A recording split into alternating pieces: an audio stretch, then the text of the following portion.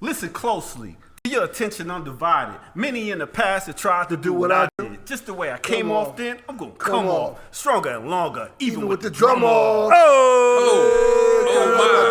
my! I like that. I like that. Master bass of ace of bass. You know what I'm saying? The symphony. Oh my! The symphony in the building. Big up the Master Ace. Yeah. What up? How you doing, man? Renegade culture in the house. I'm good. How you, Kamau? Yo, I'm doing fantastic. You know what I mean? We doing great. Like Black Power Media is like reaching new heights. You know what I'm saying? Yes, it's a wonderful thing. I know it's fantastic. It's crazy. You know what I mean? I mean, we had this joint. I've been thinking like all week. Like we had this little fake debate. Oh yeah. But no, you can't do that yet. Don't do it yet. We didn't do the intro, son. What about our crew? Oh my! This is Kamau K. Franklin. You know what I'm saying? Man, I thought they knew who we with was. the mostest. You know what I'm saying? Okay. And you are? Nobody Kalonji Changa, aka the riot starter. Don't get it fucked up. And who we got back here? I go by the name of the Ear Doctor. Transmitting live from the planet Earth. You know it's Minister Server. What? It's your boy Jai. Okay. John, who thinks MC Hammer is one of the top rappers of all time. That's he almost got fired. I almost threw him the hell out of here. That's why That's why we call Jai high. You know what I'm saying? Definitely high. Hey, speaking of like uninformed opinions, you were about talking about this debate we had. Man, I mean, I'm not even going to talk about it. I'm just going to talk about the characters in it. Snippet, right? yeah. Okay, so check us out, folks who, in case you missed us on Monday. Yeah. We had a live debate with Adios. That's right. Now, they're former members of ADOS. You know what I'm saying? We call them Adios because them motherfuckers was totally up out of here. I mean, you had one cat that was a roster that didn't like Africa. Didn't like Africa at all. Or Jamaica. He said he was an American roster. That's one. You had another cat with a tight Easter suit on. I mean, this suit looked like he got it from D&K down in Atlanta. The cheapest suit. You know your suit cheap when you can see that shit on Zoom. You can see the lines popping out, the threads popping out on the suit. Man. And the tie looked like, like somebody's sock. I don't know. That's about, and his debating skills were about the same. Oh, man, he called himself Logic. He's the most illogical dude. debater I've ever heard in the history of my life. Then we had this other brother who claimed that Africans sold other Africans into slavery, and that's the basis. Oh, you talking about the brother? No, the trade. They traded. They weren't sold, right? They weren't sold. He said Africans were not sold; they were traded, like NFL or NBA or something. And then when he was saying it, he looked dead serious. He had his face like this. Whole time. Yo, yeah. So it was a wild show. Y'all should check it out on Black Power Media. Black Power Media. YouTube. Hold on, we got one more cat. Who? The cat. You had the cat. The one particular brother, I'm not gonna say his name. He was cool the whole time. Then at the end of the joint, he was like, looked into the camera. He said, "Yeah, Kalonji, if y'all just want to pray and hope, then that's y'all. We about that life." He's like, he's in the streets. I mean, man, the man was talking like, you know what I'm saying? He's like, we're in the streets. I'm like, damn. You didn't pass that bill in Congress? Man, I was like Sesame Street hard. But anyway. So it's been crazy. The other thing that's crazy that's happened this week is that it was brought out that Black Lives Matter last year made $90 million. Hold on. $90 million. How much dollars? $90 million, B. So they got reparations. They got their own reparations. That's where ADOS needs to go to. Get the money from them or some shit, yo. Not ADOS, Adios. You know what I'm saying? He's got $90 million. And then in response to that, this brother Tory Russell, we always love Tory. Shout out to Tory. He came on with Mike Brown Sr. Yes. And they're demanding $20 million in payment from Black Lives Matter because they're like, y'all was supposed to be in Ferguson. Y'all claiming y'all was in Ferguson. They did benefit off of Mike Brown. That was one of the things they benefited off of. Nobody was on the ground. Right. Y'all went back to L.A. or California. I mean, shit, y'all we was started in writing Ferguson. them grants, and y'all got all that dough. Yeah. And people are saying the police brutality is still happening. People got some good salaries, but they don't know what's going on in terms of that movement. Well, did you see the response they said to that? Yeah, what was One of it? the folks from Black Lives Matter was like, "Well, I never." Oh. I don't know what and she's still behind her $800,000 mansion. I never. Anyway, Black Lives Matter somewhere. But anyway, not in the streets though. Not a renegade culture because we ain't get a motherfucking nickel off that. So, and the other quick thing that happened is, there was a George Floyd bill in Congress. Okay. That got passed, I think, out of the House. I don't think we could trust that. It doesn't sound like it. Speak on it. What happened? They claim it. Go ahead. You going to Well, jump in? it was already passed in the House during the summer. It just got passed by the Senate. No, I don't think the Senate didn't pass it yet. It needs 10 Republican votes to pass in the Senate, so it's still held up in Congress. Okay, that was Minister Server, our chief minister of misinformation. Thank you, Minister Server. Now back to you, Kamau.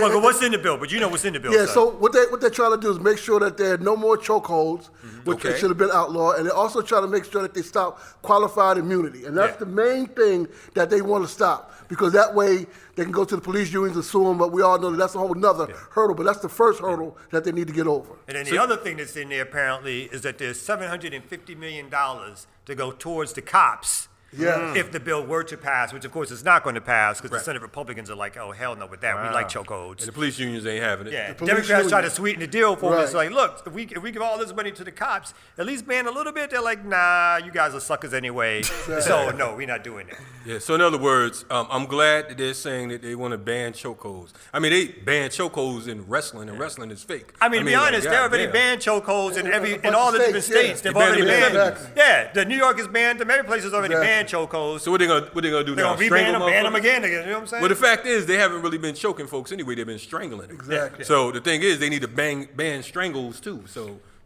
Well, they have a yeah. technical. And because of like Black Power Media, things have been popping off.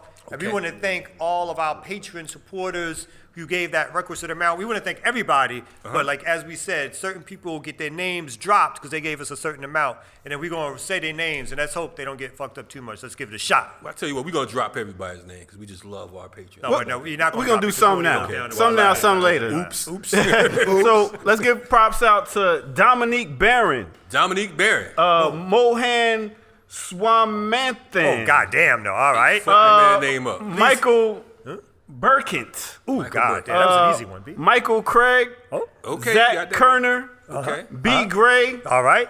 Sounds of Saint Elsewhere, All right. Jordan Jones, Give it up. Michael Hamilton, Okay. and Tony. Damn. I think Michael Hamilton's my name. That's your neighbor? All right, yeah. We're going to do some more later on. Yeah. We didn't want to do all y'all that gave. Yeah. Y'all noticed like the nervousness as he said those names and shit like that. He was We like, I was Yeah. sweating bullets over here trying to get him right. We swear too, because that fucking Hooked on Phonics tape, it only worked for a couple episodes. So, and lastly, before we wrap up, we got to quickly say goodbye to our bowl. It's so hard To say goodbye to yesterday. So somebody dropped the bowl.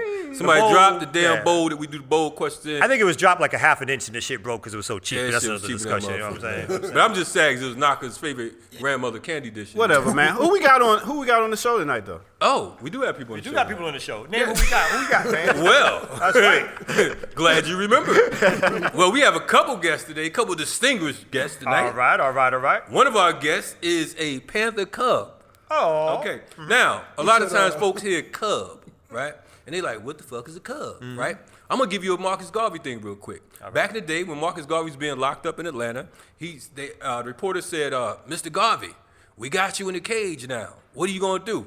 And Garvey's response right here in Atlanta Federal Penitentiary was, you may have the lion in the cage, but we left many cubs in the bush. That's right. And we always considered ourselves them cubs. However, this particular cub right here, not only is she a cub, a Garvey cub, she is a Panther Cub. That's right. Because of the fact that she is the daughter of two of our most beloved freedom fighters, one which happens to be a political prisoner. You know what I mean? So You did all that, and again, you didn't say the just name. let me do Can what you the just- fuck oh, I'm trying to goddamn. do. Anyway, we got Activist-Attorney All right, yeah. tonight. And then later on after that, we Later got on, we got the people's attorney right here in Atlanta. That's right, that's This brother right. right here, we've been on the front line with him for quite a while. I still That's ain't got one goddamn check from him, but I'm still fucking with him though.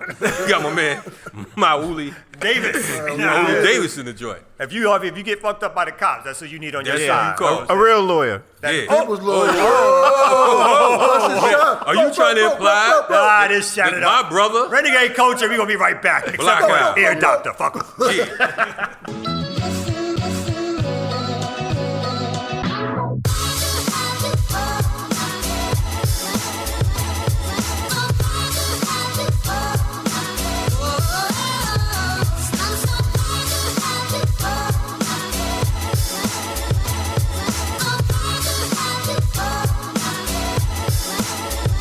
Renegade culture, yo, we back. Yeah. Back. You know what I'm saying? Yeah. Yes.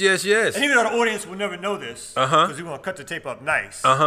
I got to say, our producer just did a major fuck up, man. Oh, man, the producer's fucking up, man. No, I'm saying. He's a producer. He producer today. Yeah, anyway. The ear producer. he didn't mess up. He did good. They're lying. He's making sure everything went through well. Shout out to our producer, the ear doctor. You know what I'm saying? He was on time today. The recording wasn't. But anyway, we're going to bring our first guest on tonight. That's right. Special guest. Straight out of Queens. Oh. Straight out of Queens. But she said she's really from Brooklyn. Brooklyn. Okay, straight out of Canarsie. Old or new, pick your choice. Clinton Hills, Clinton Avenue. Clinton Hills. Okay. Hi, Clinton Avenue, Clinton Avenue. But maybe back in the day, pre-gentrification Clinton, right? No. Definitely. New Clinton Ave. No, anyway, no. anyway, this sister right here, she's a Panther Cub, as I mentioned in the intro. She's a freedom fighter. She's also an artist. That's right. Activist filmmaker. Yes, she used her art to educate and entertain. Edutain.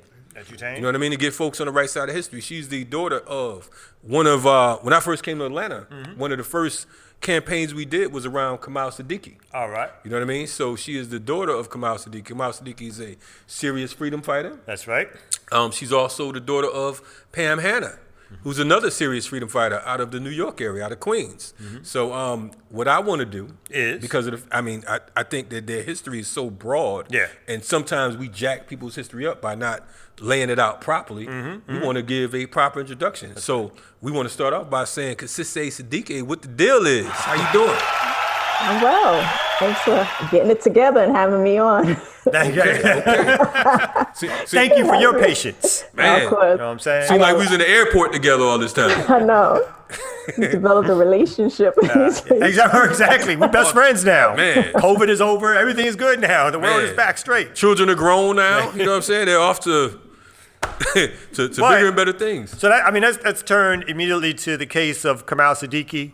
Could you lay out for us a little bit of Kamau's history, and how he wound up in prison at this particular time, and his history with the Panthers and organizing? Okay. Well, my father became a Black Panther. Can you hear me? Can you hear me well? We can hear you. That's always the question on Zoom. Can you hear me? My father joined the Panther Party in 1969. Definitely influenced by Brother Malcolm X and Stokely Carmichael, just a lot of Panthers. And he joined the party at age 18. He was part of the Queens branch at the time. Actually, he and my mom both joined the party around the same time with comrades, and very much influenced by another Panther, John Thomas, who's no longer alive right now. And as you know about the Panthers, those that are on the front line, both of them, in terms of like selling newspaper, traveling and everything, teaching the communities about who Panthers are. And again, when I talk about my parents, because it was a love story between to talk about too, in terms of liberation and the love for our people. But yeah, it's interesting because I was born in 1971 during the heart of, the party, and when my father actually went underground, and my parents were separated from each other. As you know too, my father is also I have a sister, Kukuya Shakur, and during the time, things were very, very heated, like back in, like 70, 71. Again, while my father was underground, my mother and other women had to hold it down, I don't know, there's so much history. It's like when it's interesting when I reflect and talk about, it's like the part of growing up, being a Cub, what that was like, where, we did have code, and I still speak in code. It's just part of I don't know who to trust, honestly, but, just learning, being, just learning how to survive, and also having two lives for myself. My father was arrested in 1977.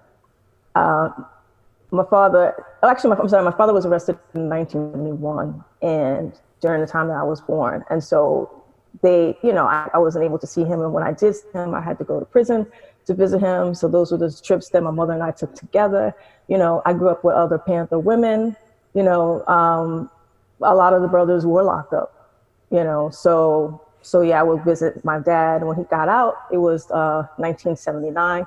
Part of my play, I've done a play, and it talks about just what's like growing up. My parents, he got out in 1979, lived, like a normal life, was rearrested in 2002 for, I think he was set up, but from a case from 1971, and also for refusing to bring my sister's mother back, or Assata back.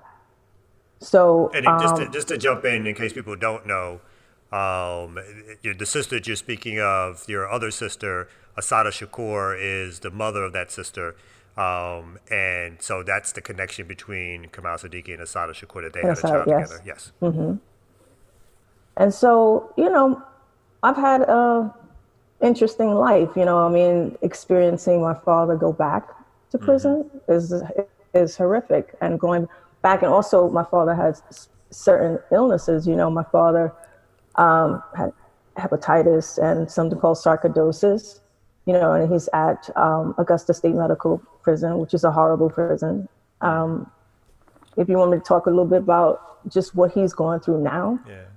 Before you go there, because something that you said, it's common amongst speaking to the children of Panthers or Panther Cubs, is sort of like that sort of second tier, but very, very extreme experience of having to deal with the impact of COINTELPRO, police harassment, the arrest, the constant going to court, even going to prison and jail and visiting people. It's sort of just growing up in that movement. How do you think, and you mentioned one thing about your lack of trust, or who you can trust.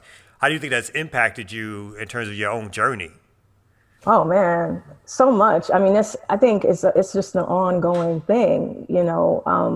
Again, I have friends from growing up that would tell me, they were like, "How come you didn't tell me who your parents were or relationship to Assata?" And I was just like, that's not something that I talk about.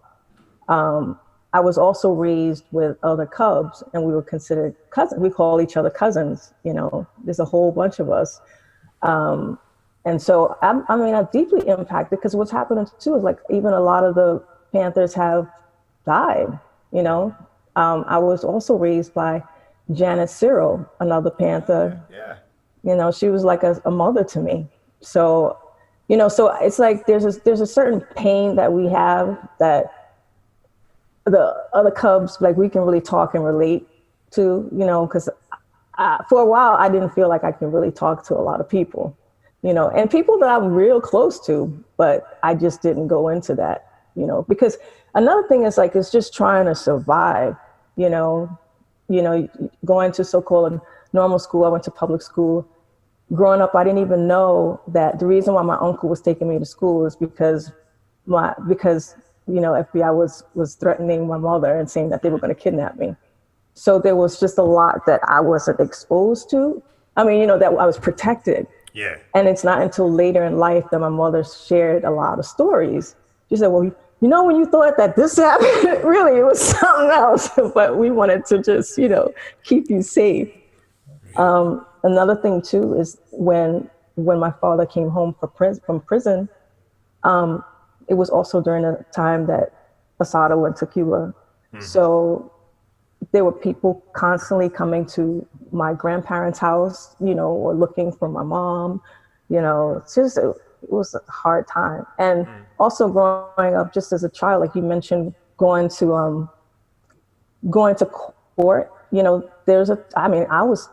I was terrified, and as you know, in Assata's book, that, she talks about when I was a little girl and I experienced my father be beat up, and I screamed, and there was a time when my mother had to really decide what position she was going to take, because it was about raising a child, not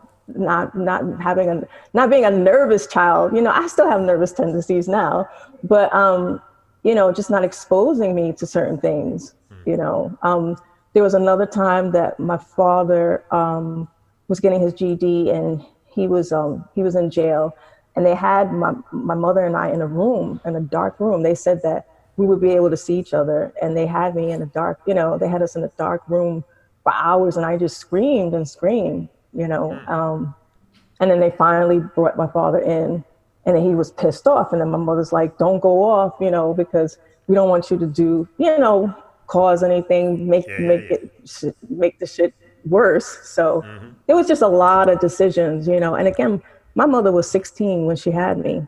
So, I mean, as you know, a lot of the Panthers were very young, but just making that decision, having to raise a child during this time, and also protecting your family. We're gonna, before we go on break, I want to point out that one of the things that Kamau Sadiki was tried right here in Atlanta, and he was tried by Stephanie Manis, the same judge, piece of shit judge who framed and railroaded Imam Jamel Al-Amin, formerly H. Rap Brown. So those were two of the cases that we worked on when we got here. And we know that Stephanie Manis, we don't know where she is now, but she is one of the, if you talk about piece of shit, you know what I mean? In the dictionary, her face should be right there, shining with a black robe. You're listening to Renegade Culture. We're talking to Kasise Sadiki. We're going to be right back at you in a few ticks.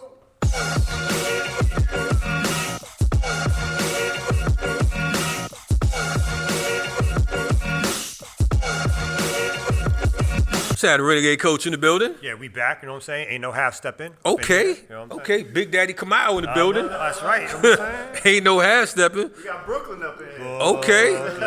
Kamau's from Brooklyn tonight? I'm always Okay. from Brooklyn, son. Oh, my You know what bad. I'm saying? Don't hate. My bad. Participate. Thought you was from Atlanta. Not really. Never. You didn't think that. Anyway, Yeah. we back with Kasise Sadiki. What does Kasise mean for the listeners? Huh? This war. This war. Wow. That's Okay. powerful. Quite appropriate. Well, you never have to change your name around this motherfucker.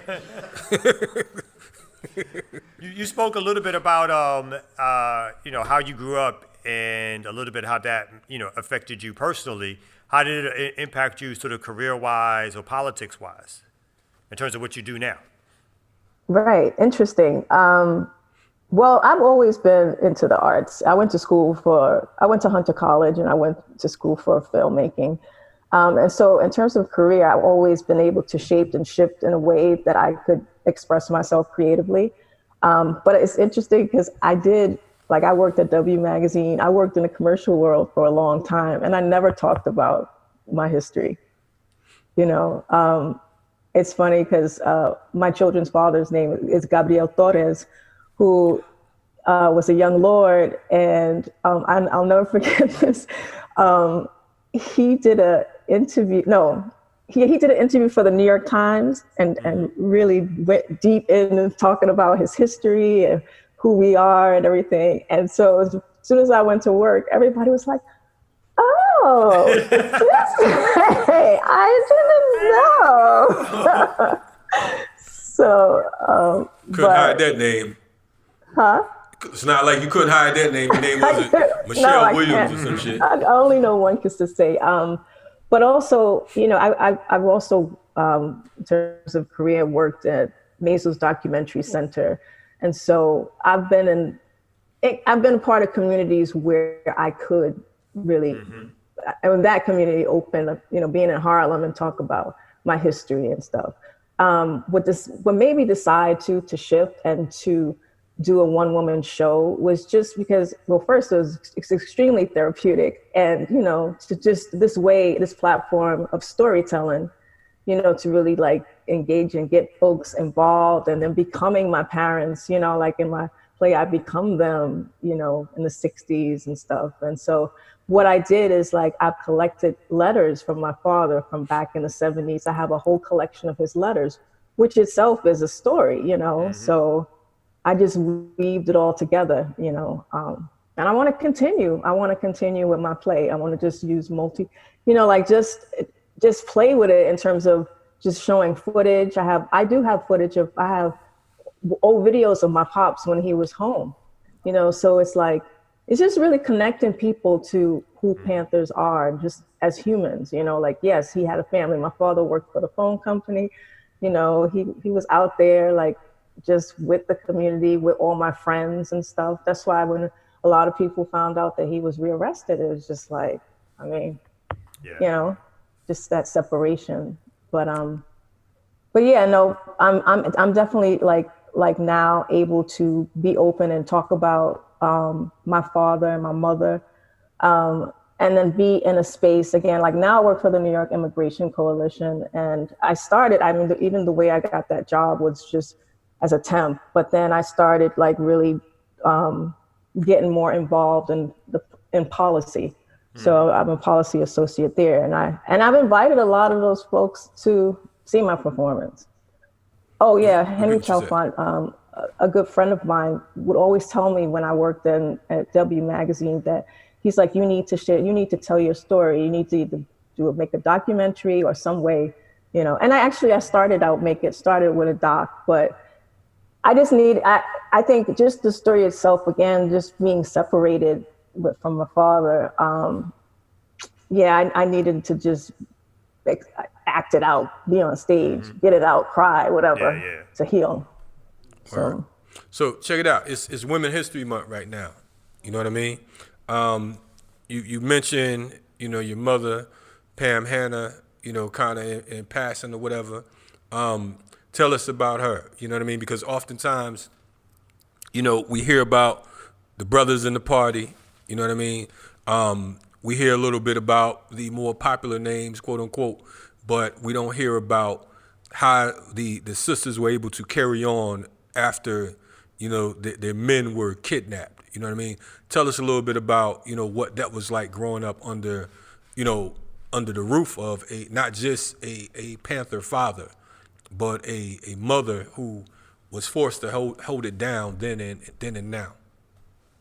Yeah, my mom was badass. My mom, you know, it's interesting. My mother was always known for her mouth. like my mother didn't hold anything back at all. So even when she joined the party, she was always questioning John Thomas. Well, why are you asking me to read this book? And, you know, she was influenced by Afeni. Afeni was like a sister to her. And she said, oh, Pam, you know, like my mom always had something to say, you know, so yeah, I grew up with these badass women, you know, these aunties that, you know, you have to come correct with them. Like I grew up with strong women, you know. There's another, you know, do you know Eni? Eni lives in Atlanta. Eni Thomas, that is another Panther out there who was like a mom to me. I grew up with her, so yeah, Afeni. Even when wow, it's interesting. Like even with Afeni, when Afeni lost, you know, Tupac, I was in Atlanta and she and I took a cab. I'm trying to think, where were we going? But it was just it was right during the time too. There's another Cub, Javannah Thomas, who also died around that time when Pac got murdered. And it just seemed like, you know, Cubs were dying. And I remember just being with Afeni and she just held my hand and she was just so sad. And I was so sad too, because just, you know, it's just this shit we've been through. And then, you know, losing kids and stuff, and where do you place all that inside? So yeah, you know, I'm really proud of the women that raised me, you know, and also, like you said, holding it down. Like my mom would take me to visit my father, and then she would create this whole, like she would pack a lunch and everything. And so here we're going to a prison, but like she would make it as though the experience wasn't so traumatic, you know, like after we would go, and then she would take me to the lake or something, you know. She just wanted me to have a normal life, you know, as much as possible. And then also other Panther women, like, you know, like Kathleen too, like, you know, I have these little relationships with a lot of the women, you know, and yeah, it's just, they're strong. They even had a Panther retreat. I think yeah, like that was I think in the early, I forget if it was the 90s or whatever, but they had to retrieve all of them, just needing to heal, Yeah. because that's a big issue today too, as you know, like a lot of our elders, are elders and they are older, and all of what they sacrificed, like my mom, all what she sacrificed and everything, been on the front line since she was 16 years old, maybe younger, and now the impact of it. Now she's sick. It's like all of that. The neglect of self.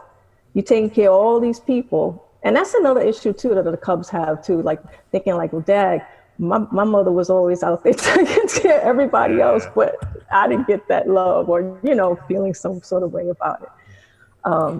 Can you do us a favor? I mean, as we're sort of wrapping up the interview soon, you had mentioned earlier during the break, we wanted to talk a little bit about how your father is doing himself health-wise right now, doing obviously the special circumstance of COVID, but he has his own health issues too.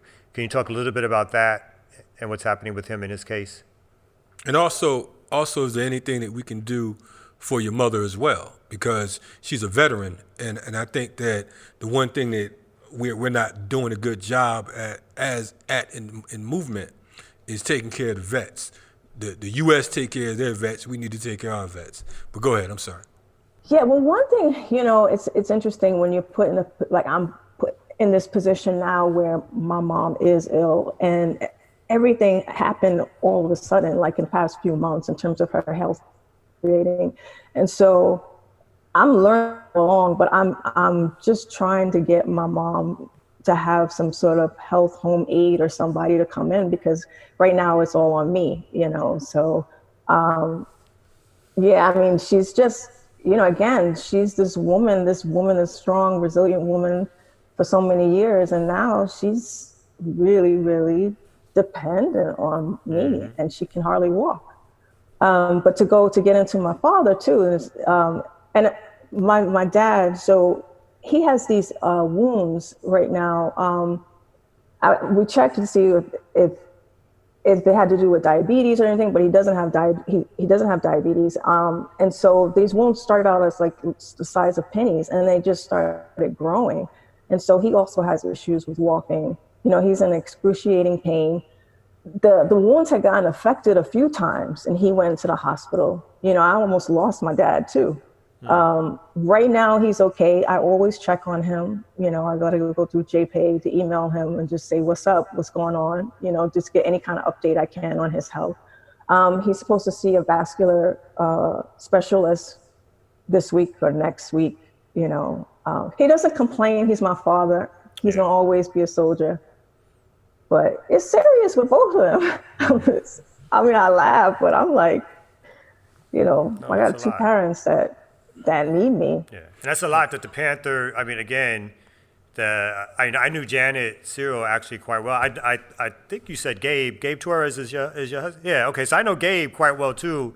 I was a lawyer in New York. Worked at CCR. So with Gabe a lot. But knowing the kids of Panthers and so forth, it's a lot that folks went through to survive the war that their parents were going through every day. In fact, you guys were in the war, and it's a step up. Obviously, and sort of ideologically speaking, the whole black community's in the war, but there's a front line war, and I think you guys experienced it in ways in which others of us did not. And so it's a blessing that you're doing the work that you're doing. That you're able to help support your parents, that we can put out some of the words of the work that you're doing and your parents' history, because the Panther Cubs have survived a lot through COINTELPRO and state violence. Absolutely. And so we got to make sure that we lift up those stories and make sure that folks get a chance to understand that this is a continuing war and battle that folks are going through. So yeah. So we're gonna put your father's contact information on. We encourage brothers and sisters, comrades, and allies to definitely write Kamau Sadiki and other political prisoners. I think one of the things that we used to do heavily, and we're getting back into, is keeping that one prisoner, one contact situation. We definitely need to be in touch with our political prisoners because of the fact that that's how they get the treatment. That's how, the state knows that they're not alone in this fight, because oftentimes, they're left in these gulags to die. And, folks talk about them when it's Black History Month, or they talk about them in passing, but that's not enough. So when you're talking about reparations, as we told these cats the other day, the first order of reparations is the freedom of our political prisoners. We want to thank Kamau Sadiki for coming on. Thank you. And, we'll have you back on soon, man. Thank you for having me. No doubt.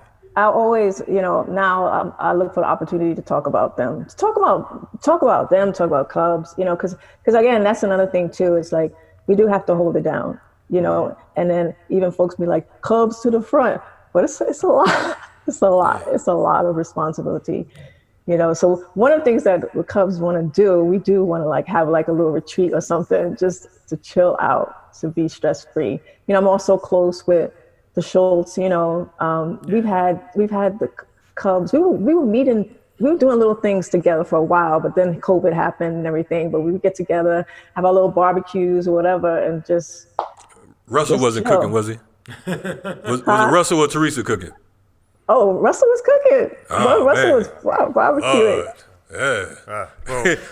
We'll come to the next barbecue after that. We'll get invited to that. Sprinkle a little seasoning on it. Anyway. Renegade Culture, y'all. We'll be right back. Boom. Black at you.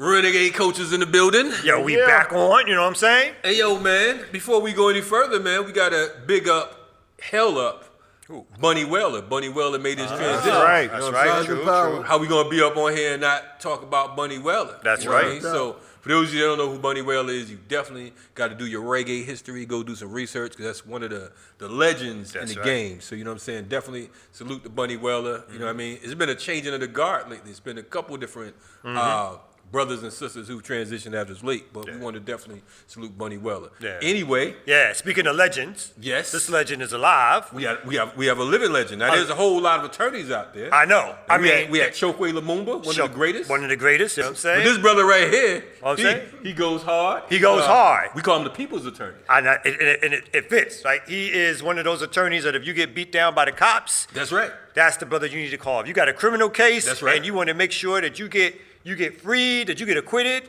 this is the brother that you call. He's a good brother. What's this brother's name? His brother's Mawuli Davis. He's That's been right. working for quite a while. I've been knowing him so long. When I first met him, his office was this big. Oh, now that was all is blinged out. Now it's like shit. Now it's like, oh God, now you gotta wait. That's why he just got on the show. I got lost in the office. He said, Kalonji, I thought you was here. I am here. What floor you on? I'm like, damn. But anyway, you know what I'm saying? The brother been putting in a lot of work. Yeah. Give it up for our man Mawuli Davis. What's happening, Mawuli? Man, how y'all doing, brothers? We doing good. We doing good. Y'all just having fun, man. This is revolutionary fun. Man, that's right. That's right. We got what they say. You got to laugh to keep them quiet, man. It's like it's real out here, man. Yeah. It's therapy for us. You know what I mean? No doubt. But yeah, we need this. Man. But how you been, man? We know you've been hit hard with these cases and whatnot, man. We've been grinding. We opened up an office down in Savannah as well. So okay. We moving into South Georgia, and it's different. We got a case down in Savannah, Georgia, where a brother was shot in the face and killed by a state trooper within like 1 second of the car coming to a stop. His name is Julian Lewis. Wow. So there's stuff that happens outside of Atlanta that nobody hears about, because everybody thinks Atlanta's like the epicenter of all things Black, and it's stuff happening. Man. So, but we good, we battling, it's on. I salute you. You talk about Savannah. The Savannah is the first and only place I've been called a nigger to my face. We was down there organizing on behalf of Troy Davis. We ran into this white man, old ass. He looked like he was 198,000 years old. And he was crusty as hell with some overalls and shit. He said, we freed you, niggers. What else you want? Whoa! And I'm looking around. See, I ain't know my way around Savannah, so I'm thinking, should I knock this motherfucker out? Or he's got his clan friends right behind him and stuff like that. So that really didn't work out. You know what I mean? I mean, considering your politics and how long you've been in Atlanta and working in the South, like how difficult is it to be such a politicized lawyer fighting these cases here in the South? I'm sure you get, crazy like mail and death threats and all that kind of stuff, man. It's funny. Now black is in, right? And we were back in the day, we using the white supremacy, self-determination, and folks are looking at us like, what are you talking about? So we were shunned. We were taking civil rights cases. Our first civil rights case was in 2009.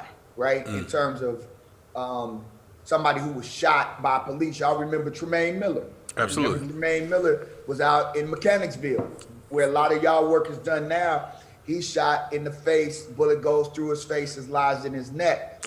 And he lives. He was going to get medicine for his mother or something like that, right? He was getting medicine for his aunt. Okay. So we've been at it for a minute, and so there are new lawyers that have taken up the cause, and that's cool.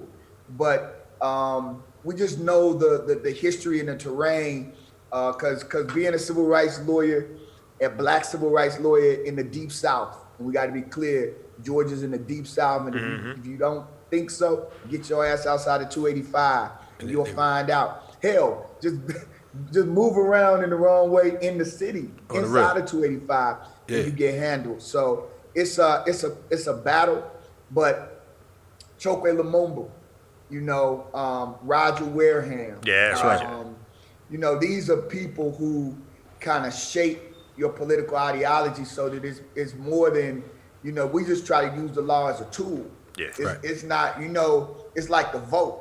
The vote ain't gonna make us free and liberate us, but it's a tool. And so we got to use all the tools to see what kind of space we can liberate and create some self-determining communities. And that's how I see it. And I say it all the time. And people trip. Man, I'm a lawyer, but this law stuff, don't rely on this. Yeah. We win cases. If we get a big verdict, that doesn't necessarily change the condition of the masses of our people. And so for us, it's a way to also shine a bright light on all of the ways that our folks are being mistreated so that they wake up and join organizations. Right. Because it's in the organizations that we're gonna make any change, and not in a single victory or a single lawyer.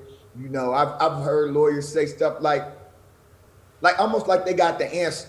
Right. And that's the silliest thing in the world. How the hell you gonna have the answer? Right. One thing. Johnny Cochran didn't have it. Shit. Yeah. No doubt. One thing I appreciate about you being because a lot of there's in modern times, for lack of better words, there's so many attorneys talking about their activist attorneys. When I first met you, you were actually co-chair of Incobra. You and our good dear mama, Mama and Jerry, who's now an ancestor. But when I first met you, you all were co-chairing right on Ralph David Abernathy when I came down here before.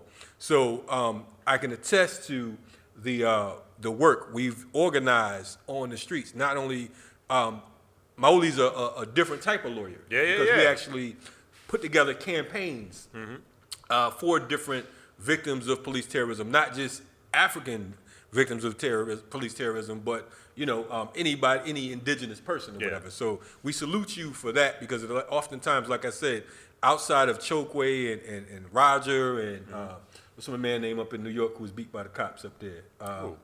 Him and his wife were pulling. Oh, Michael Warren. Michael Warren, folks like that. Yeah. Not too many. Not too many solid attorneys who actually, who actually have politics. Yeah. You know what I mean? Now, one of the things that's great is when you got politics and you're an attorney, that you don't just look at it as a straight case, and you use the organizations and the people on the street and the anger of the crowd to help push the case and help push the issue. Mobilize. Whereas a lot of lawyers, they get all straight laced. They want the client to be quiet. They want the family to be quiet. They want the crowd to be quiet. It's like they don't want to make the judge upset. It's like, no, you want the judge to be upset. Make that judge a little upset. Put a little pressure on them. What would you say? Go ahead. I'm sorry. when have we ever gotten justice for real? When that they have to not know what the hell might happen if they let the wrong person out. When we went down, I took my family when George Zimmerman was on trial. We drive down. My sons back then, they were probably, maybe one was in middle school, one was in high school. When we pull up on the courthouse and there's nobody out there protesting. There's one white dude holding this big sign. And they have they had that protest zone. You know how they create the protest zone where you can't go outside this zone? Nobody was there. I called back, jumped on the radio like, yo, they're gonna quit this man. Trust. Because there ain't no pressure. The only way we get justice is when there's pressure, when there's a possibility that this thing could just go up. And that's the reality. And can't nobody tell me no different, because we've been doing it for almost 20 years and we see people walk out, even with Tremaine Miller. Right. It was 4 people sitting in that courtroom after Tremaine Miller. They tried, that was one of the first cases of a police officer being tried. And it was a black officer. We sit up in the courtroom, it's 4 of us, we look at each other. Man, the jury come back, not guilty. They shot this man in the face. Point blank range, talking about his phone was a gun. Right. In the car, is that correct? In the car. Yeah. In the car. He's in the seatbelt in the car, and then left him almost for dead. They left him. Took about 20 minutes before they even came to get him out, and they were stunned and he survived. So, man, it's that's why this building community capacity to bang against the system and put pressure. Because if we ain't looking and your family is in the throes of this system, you're done. You're done. That's why we gotta have people like, hey, what's going on with this? What's going on with that? Let's get some people over there. That's just how it goes. What would you say was your most important case? You know what I mean? We know that you work with, freedom fighters. You work with everyday people. What would you say in your mind, if you were to point out a case or two, to be fair? Yeah. What would you say would be your most important or significant cases that you felt? I always think of cases that stretched me, my politics, my mind, right? We represented Baba Mukasa against Morehouse, right? And that was not a very popular lawsuit. That was when they broke his arm, correct? They messed his arm up. They messed his shoulder up, right? Yeah. But the value in it was they had to depose him. And so when they take his deposition, we've been telling them we need to turn that deposition into a book. Because he just he just ran the history. And we sitting up there like, he's just teaching. He's teaching the other lawyer. He was like, damn your question. I'm just going to speak to it. So that was powerful. Getting a chance to represent Baba Daruba Benwaha in his case, just learning the politics of it. And I tell you what was this is gonna surprise y'all. What was interesting was my representation of Bill Campbell on his appeal. He pissed, it just shows you how you can piss off these folks when you try to do anything that looks like it's in the interest of your people. Anything. And so he was just real clear. I know they coming at me. I know why they coming at me, but they're not gonna break me. And I was like, whoa, that wasn't what I was expecting. But I saw it in the way he moved, and I thought it was strong. Representing Mama Injiri Alghani, that was hard. Represent her family, after she was tragically killed. Right. That on her birthday. Was my political mother here in Atlanta. When I got here, got with her and Jamoke and in Cobra, and we was in them 3-person meetings back when reparations was a bad word. You know what I'm saying? Reparations, well, freak out on your ass. Like, well, they were tripping. I got one of my professors counseled me about, you're doing reparations conference, you should really be doing something more professional, helping some of these black law students get jobs. Was that before ADOS? What you say? Was that before ADOS? I mean, Oh, ADOS. man. Yeah. They, you know, they're a recent, you know, Right. phenomenon. You know, you had Reparations, Ray Jenkins out of Detroit. You know, obviously Bobby Mario Badelli. Right. You just had all of those pioneers of the reparations movement who had just really taken a baton from Queen Mother Moore and have kept it going. And it's interesting how now reparations is sexy. Everybody want to talk about it. Yeah. But So it's work. let's jump in because you have a new book out, Yes. right? Yeah. And the book is called We Need You. And so tell us what the book is about. Man, it's just it's a short book. You know, we made it thin. You know, I learned from you, Kalonji. Don't make them too thick, bro. Nope.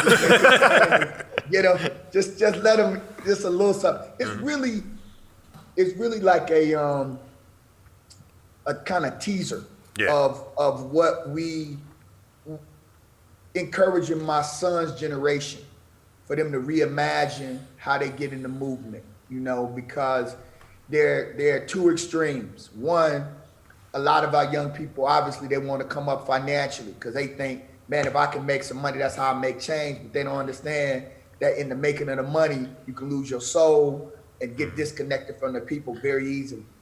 The other side of it is, well, the only way to be in the movement is if you are running with a sign or you're protesting. And so we just like, take your skills and find a way to fit in, to contribute to our liberation struggle. So it's the underlying title is encouraging my son's generation for Black liberation. And so even using the language, Black liberation, and we already free, is how a lot of the young people thought. And I'll tell you what was crazy. My son, Kobe, is 23.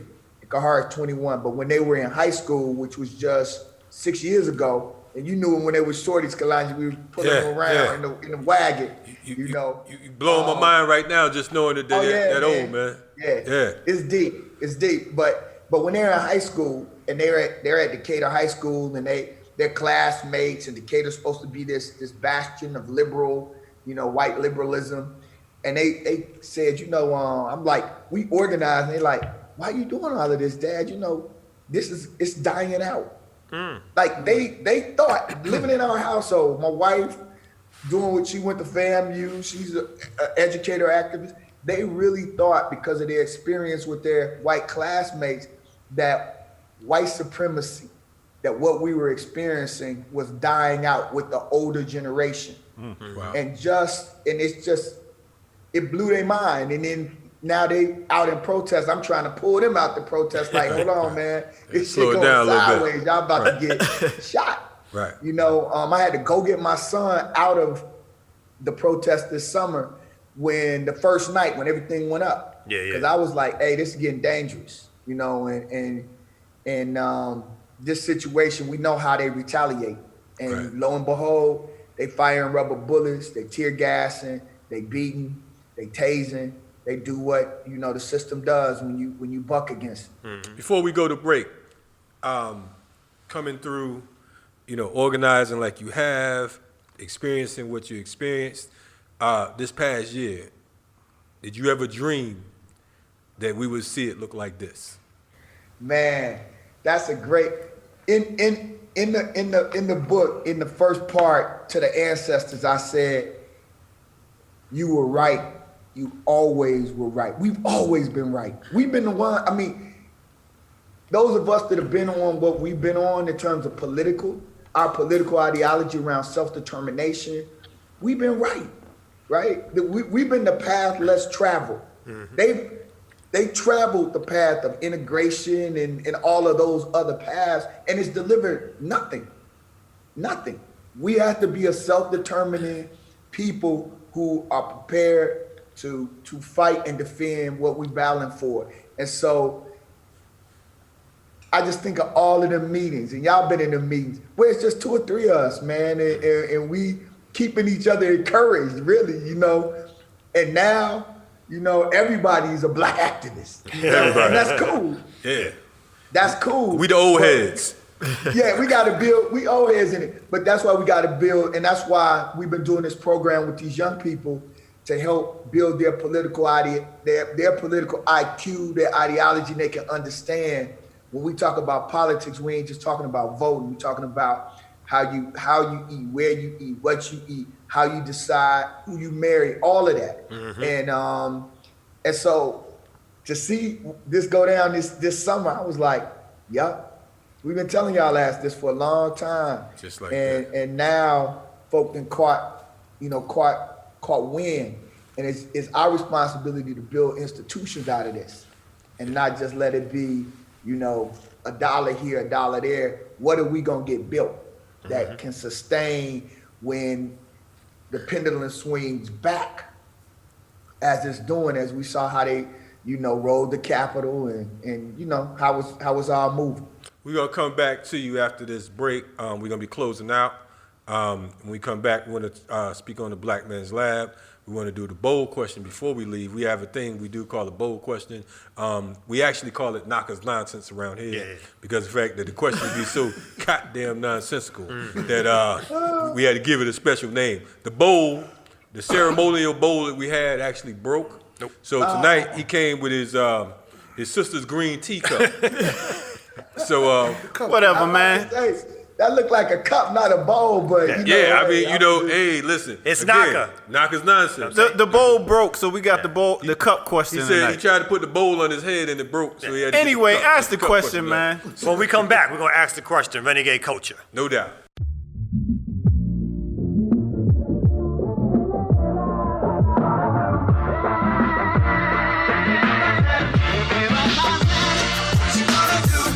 What's happening, Renegade Culture? We back again. You know what I'm saying? With our little outro section. Wow, you sounding kind of solemn today, you all right? Solemn, I'm quite, you know, it took a long time. It's like, it's past my bedtime. I've been here so long today because our DJ, producer. Not our dear producer. Nah, because he don't know what he's doing. You know what I'm saying? Not our producer. For 103 episodes, I don't know what I'm doing, huh? I mean, this man right here, he DJs. You notice he said Mawuli's, 103, but he lost 2 of them. You know he did lose 2 he lost 2 episodes. Hopefully he won't lose this. Oh, Mawuli's on this, he ain't gonna lose this one. He ain't gonna lose that, no. He gonna get paid. That's my peoples. I ain't gonna lose this. Peoples, yeah. I appreciate that. Speaking, And we had a brother come straight from Africa, and he lost the whole damn episode. Oh, I forgot to record.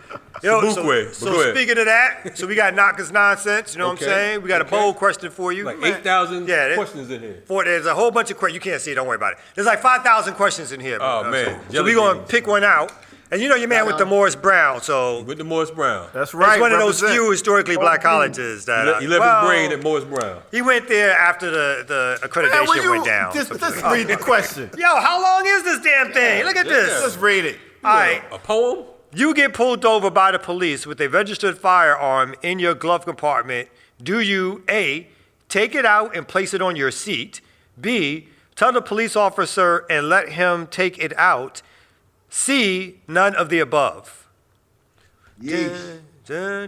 D, Castle Doctrine. Here's the thing, right? We would say you tell the officer that, hey, I have a weapon in the car, and that was the advice. And then you have Philando Castile, where he says, I got a gun, and they shoot him. So it's a trick bag. Yeah. I would typically say you keep your hands on the steering wheel, and you say, hey, got a gun, how you want to handle this? But damn sure, do not reach for nothing and pull it out. Even if they tell you to. That's you know, you don't even have to touch it before they fire down on you. So Yeah. appreciate that question, Naka. No doubt. Now, is Don't give it him no credit. the Castle Doctrine here in Georgia? Does that apply to the glove compartment as well? Yeah, you get to defend the vehicle, your person. Or your place of You business? have no duty to retreat. You know, like so. That's the law. But we got a case right now down in Statesboro where we're saying the young brother defended himself against almost getting run off the road. And I can't talk about it. They got us under gag order, but you know, of course, it looks like they're not trying to apply it to him. Right? It never. Those laws always seem to apply against us, not for us. Yeah. Right. But that's the problem.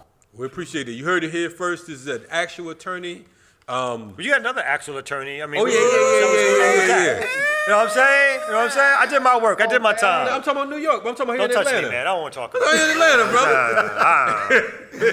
If he could be a DJ, I can still be a lawyer. You know what I'm saying? You're right about it. If he could be a doctor. He could be a doctor. You know what I'm saying? Hey, Dr. Chicago. could you tell us about the Black Man Lab that I was able to be a part of, DJ, and also we did Consequences of Being a Thug. Can you tell us about the Black Man Lab? And was he a student? No, man.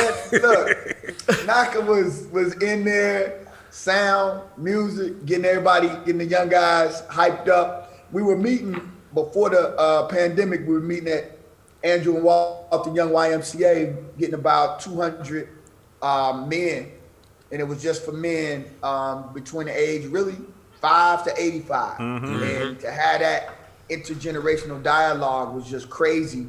We have since gone virtual because of the pandemic, but now we have this project called Young Creators, Innovators, and Entrepreneurs. And we've been working with both young men and young women as a part of the group between 12 and 26 who are creating. And they're doing music, they're doing visual art, poetry, and it's all based out of our conversation around We Need You. And how they can reimagine their role in the movement, in the struggle for Black liberation. And so, we want people to go to blackmanlab.org. We're looking to try to move it around the country, have them perform. It's real, they're real energetic and inspiring. And that's what's happening right now with Black Man Lab. So it's a good time, it's a good space to see them create and to get more engaged. We just had Brother Chairman Fred Hampton Jr. come on and talk to them, and they were fired up, obviously, because of the movie, and they were just hyped. So we have different people help politicize them as they also develop content. Word, that's what's happening. Hey, how can they get the book? And we're gonna close out, but we definitely want to give you the opportunity to tell us where the book is available. Yeah, we're right now. It's published by Third World Press, Hakimata Booties Press, out of Chicago. Mike Samanga just became the publisher of Third World Press now. So you can go in about 3 weeks. You'll be able to go there. But right now you can go to MawuliDavis.com, order it there. We got some T-shirts, some We Need You T-shirts. We just want our young brothers and sisters to know that we need them. That we don't win without them, and that they have to engage and rock with people who they can trust, who've been around for a minute, who have a track record. It's a lot of pop-up organizing going on right now, and we just have to. I was telling a young brother today, you got to just look at a person's history, see how long have they been doing what they say they've been doing. Have they been with who they've been rocking with. Right?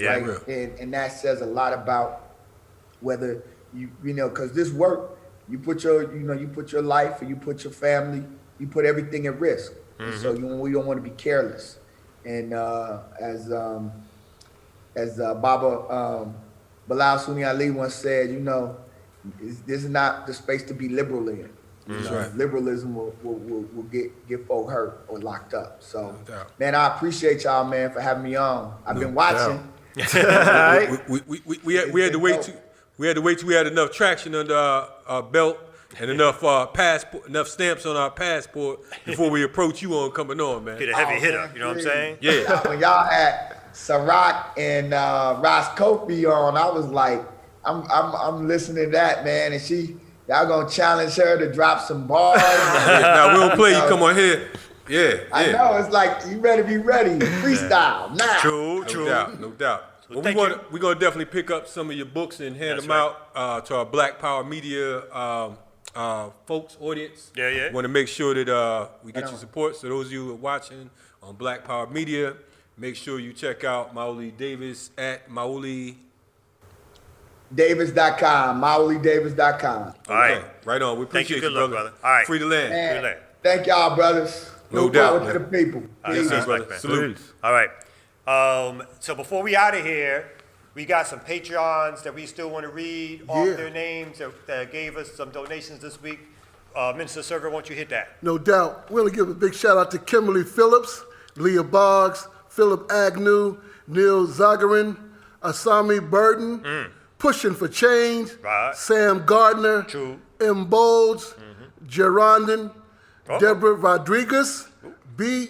More Akuma, and Donald Byer. Yeah. Yo, big up to all the Patreons. Keep it coming. For the Patreons, if you want to support, make sure you go to Black Power Media at Patreon to support us. Support us at Patreon, Black Power Media. You know what I'm saying? And check us out. For those of you who are checking us out on renegadeculture.org, on Apple, or SoundCloud, or Google Play, or Spotify. We all over. We all over. Pandora. You know what we I'm on saying? YouTube now. Go to Black Power Media, where we have how many shows on there right now? I don't know, like 15 of them. Yeah, 15. mad shows. 15 different, no, I mean, not just Renegade Culture. We have other. Oh, you mean all the other shows? My Yes. bad. Yeah, we got. I know what he was talking about. He's like numbers. I I think we was some confused. numbers. I'm like, what the hell? We got Dr. Jerry Ball. We have I Dr. mix J- what I like. Mix what I like. You know what I'm saying? The last dope intellectual. The last dope intellectual. Luke Ma Nation. Luke Ma Nation. That's right. That's Rosa right. Clemente has a show. I'm saying What's the name of disrupt the the show? chaos. Disrupt the Chaos, chaos. You know what I'm saying? So we And, got that. We got some more coming. We'll have a morning show coming in a couple of weeks. The remix. The remix. That's right. That's right. Also, we got Sundays. Don't forget Sundays. Oh, that's right. We got Sundays. Sundays. Ear Doctor DJing it up Sundays 8 o'clock Word up. Eastern Standard Time. I'll see y'all there. Good, y'all. Yo, Renegade Culture. Yeah. We out. Whoa. Black out.